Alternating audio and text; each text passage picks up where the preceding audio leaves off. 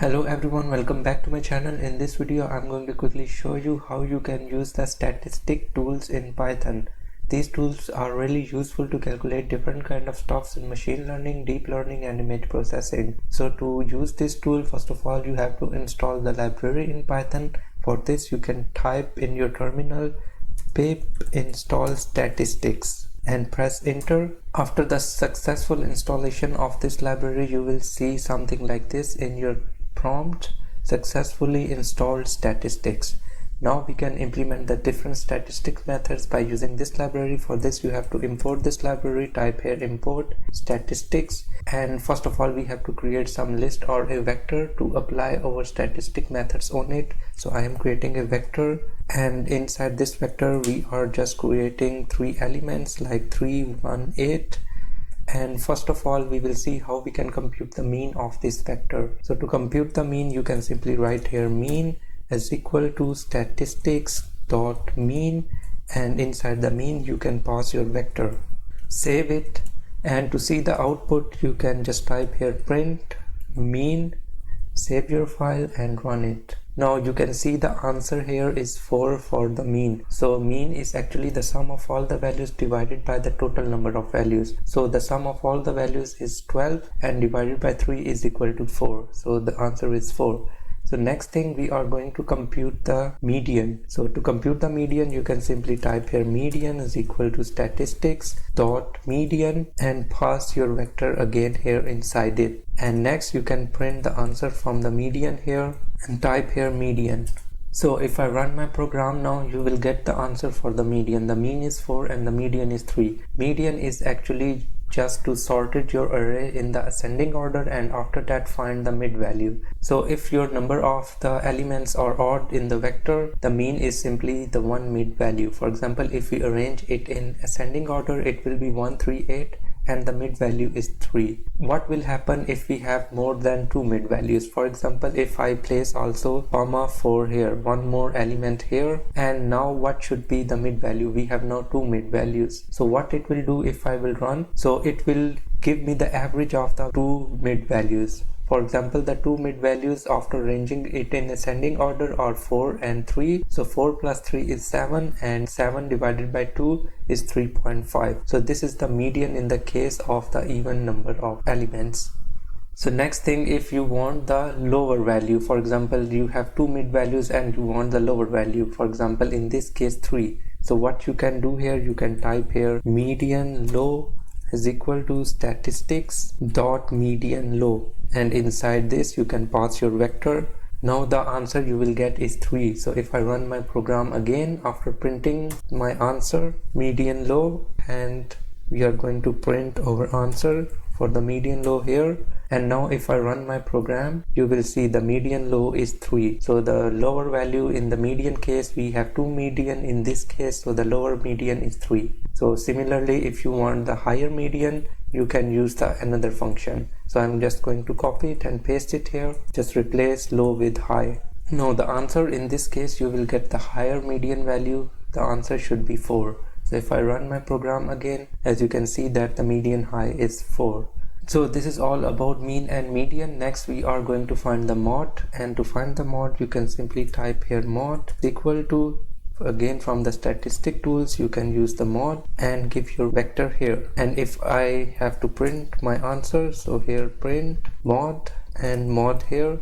So if I run my program, what answer will I get? Mod is just tell the most number of occurred values, and in this case each value is repeating just one time in the vector. So if I run my program, I will get the answer mod 3. So it will just return the first value always, which is the most occurring value. So in this case all the values are occurred just one time in this array. For example, if I place one more here 1, now the answer should be 1 because 1 is occurring more times in this vector. You can see the answer in the mod is 1. And for example, if you have 2 elements that have the same number of occurrences, 1 and 3 are appearing in this vector 2 times, 1 1 3 3. So if I run my program again, it will return the first value and the answer should be 3. So if you want to get the both of the repeating values which have the same number of occurrences, so you can use the multi-mod method for this.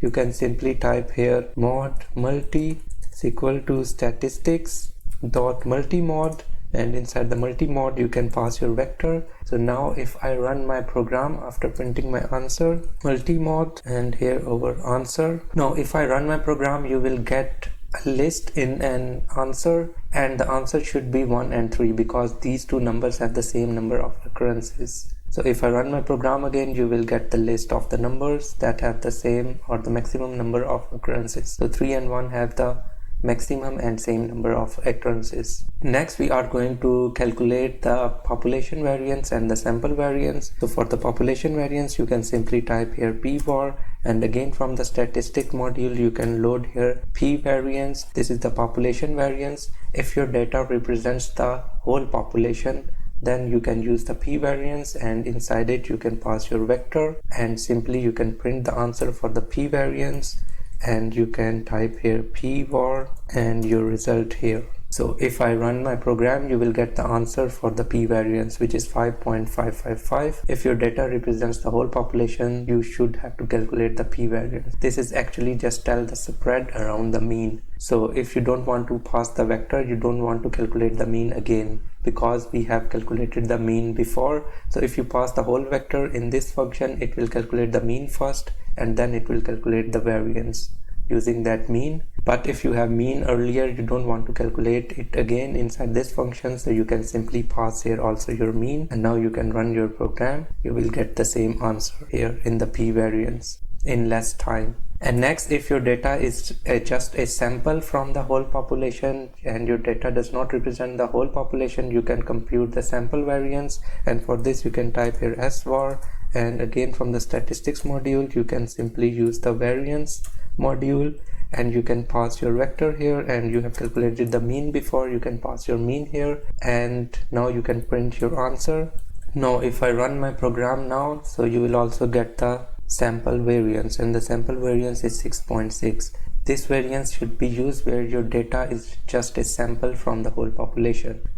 Next we are going to calculate the standard deviation from the statistic module, for you can simply use that pstd for the population variance, and you can use the statistic module here and type here p standard deviation, and in the standard deviation you can pass your vector, and you can run this program, and you have to print your answer after that. For this you can type here pstd and your output. Now if I run my program, you will get the answer for the population standard deviation. It is just the square root of the population variance. Similarly, if you don't want to compute the mean again, because we have already calculated the mean for this vector, you can simply pass here mean also.